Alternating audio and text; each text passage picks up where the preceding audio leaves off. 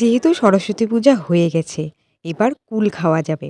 তাই মিশনের ওখানে একটি কুলের গাছ ছিল, তাই সবকটা দৌড়ে গেছি কুল পাড়ার জন্য, কুল খাওয়ার জন্য।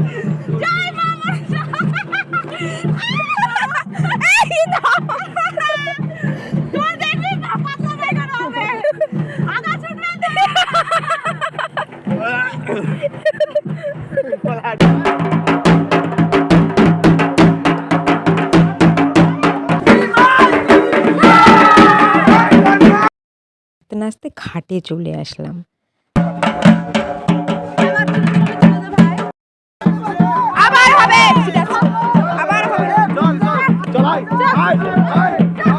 আর বিসর্জনের পর দাদা খাওয়ালো মিষ্টি সিঙ্গাড়া। এরপর আরও অনেক কাণ্ড হয়েছে, সেটা বড় ব্লগে আমি শেয়ার করেছি, সেটা গিয়ে দেখে আসতে পারো। চলো টাটা।